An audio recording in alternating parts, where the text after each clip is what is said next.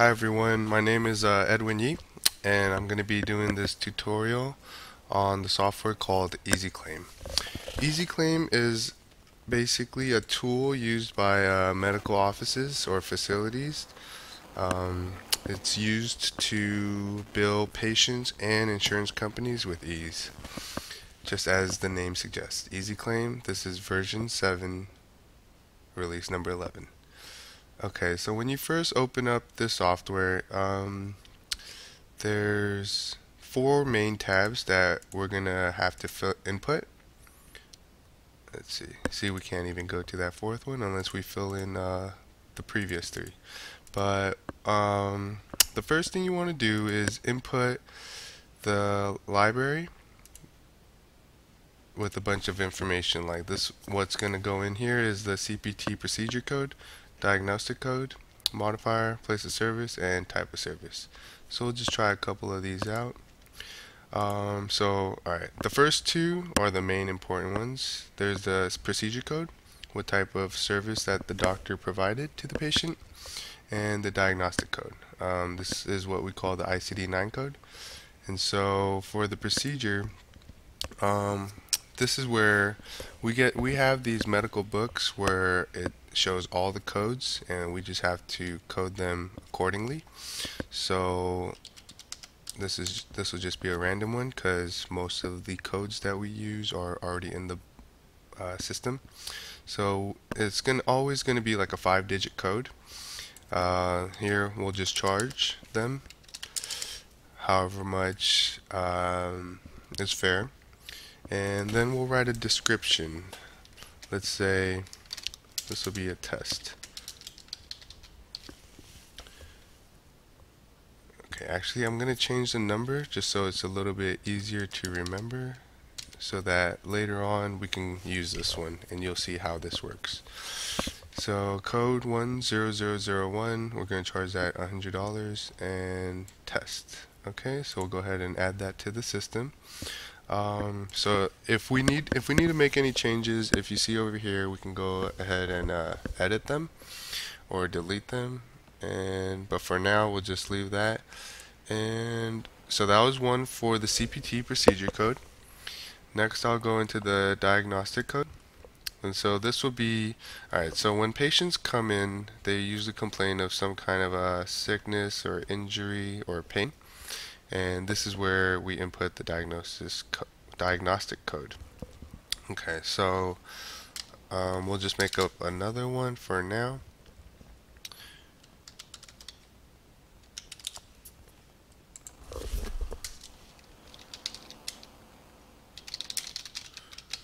Alright, go ahead, 1001. So pain from studying, remember that, guys.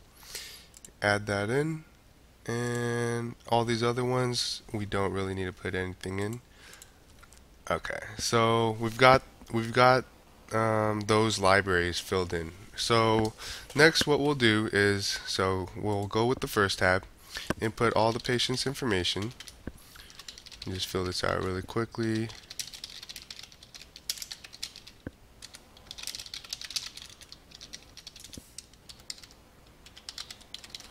Okay, so over here you want to check as many boxes as you can, so that way the insurance companies can see all this information.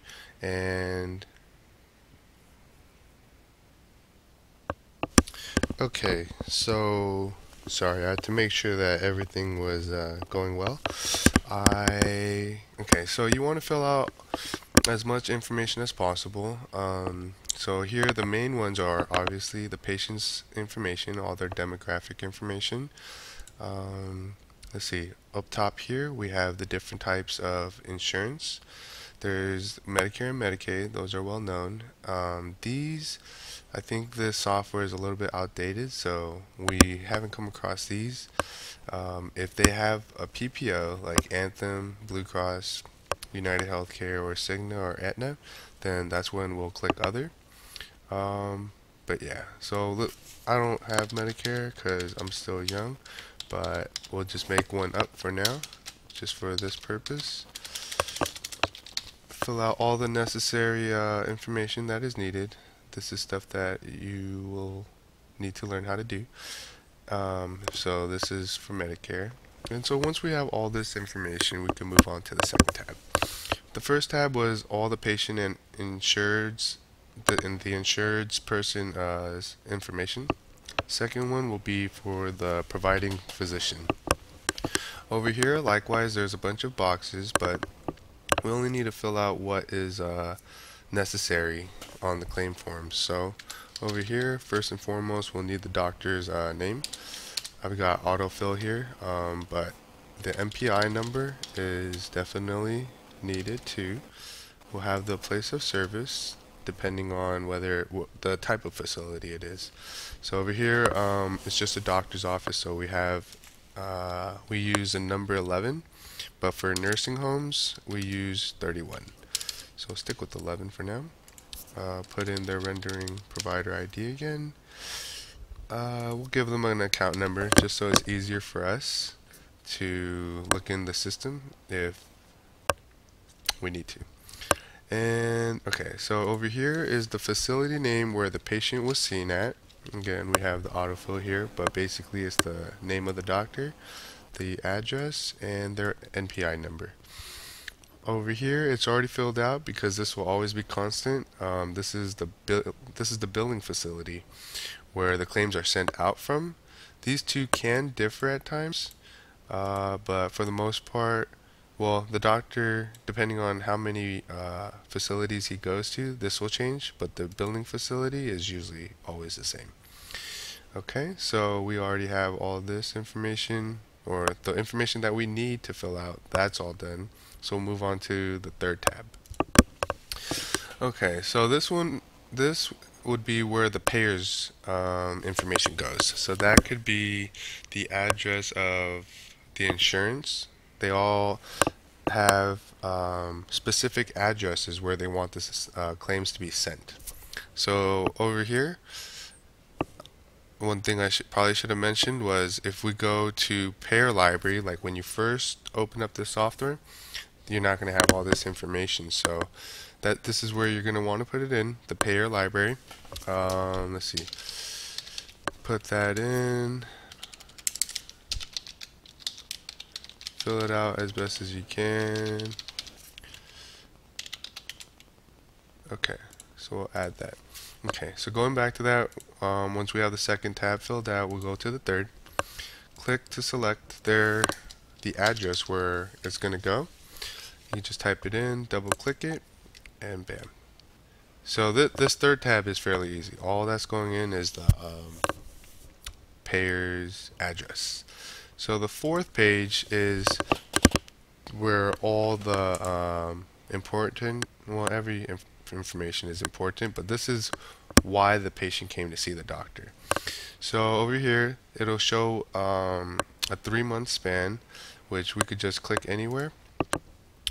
This will be the date of service that the patient was seen, and so I'll just put today's date for now. Okay, so over here, remember how we went and input a couple, or actually just one code into the library? So there are 4 slots over here, meaning 4 diagnoses. There could be 4 reasons why the patient came to see the doctor. Alright, so we'll go to the first one. It goes by numbers in this case. Like if they came for like pain in the elbow or hypertension, high blood pressure, you wouldn't type in high blood pressure over here because that's just not how to do it. So okay, so we go into the code library, type in, I mean there's a bunch of them here, but we'll find the one that we put in.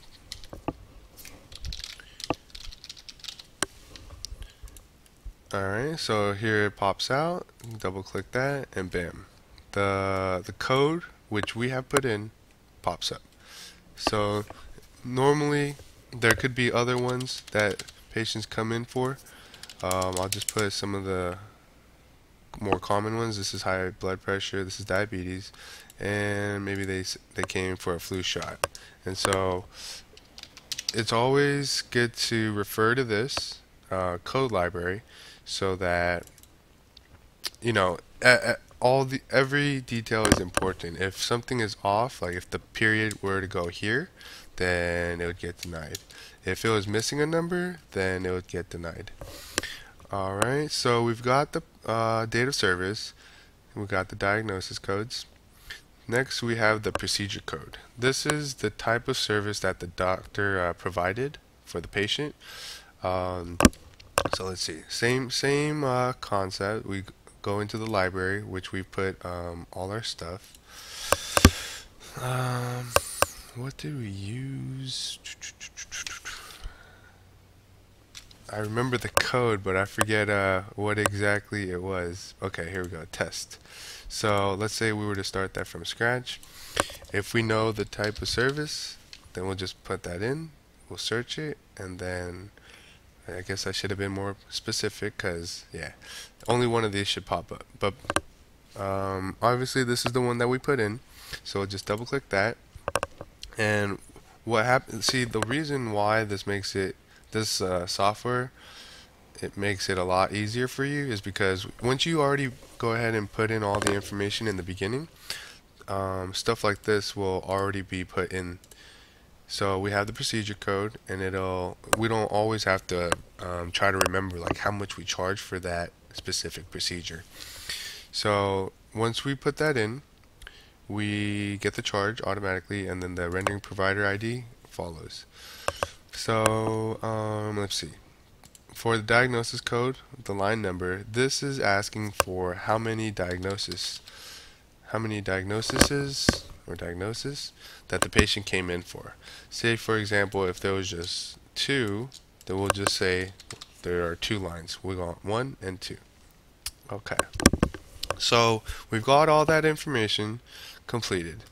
Then, alright, so there's a special form that we print on. It's called the CMS 1500 form, and basically man, it's gonna be, yeah, I can't even show you that one, but okay, so you have all the information filled out. See here we used our school as an example. Okay, so patients can see the doctor like once a month, twice a month, maybe even a couple days after they first saw them. So if that is the case, then we'll just go ahead and repeat the process. The first date of service was for December 3rd. Let's just go ahead and use December 5th as the next one. Try this again. Code library. I'm just gonna go with some. Let's see. We'll go with the degenerative knee. So we input what we're looking for, so that we don't have to remember the codes. Double click that. Go with diabetes. Alright, so there's type 1, type 2. Select which one is appropriate for that patient, and go to the procedure code, where we will do, let's say, this will just be for like a regular office visit. Okay, and so you see here there's different types of office visits, so that you want to be as descriptive as possible, and the codes are different as well, and as you can see the charges are different as well. So if this is just a normal office visit, we'll just go with 99214. This will be for the initial office visit. This will be if maybe they just came in to fill a prescription, then we wouldn't charge them as much or charge the insurance company as much. So we'll go ahead and do that. We have 2 diagnoses for this line, and then we'll print. So another feature that the software has is that we can also bill from the software to the patients as well. And so when we bill patients, we don't really need to use the CMS 1500 form. We could just insert a blank piece of white paper. Okay, part 2 will be coming up pretty soon.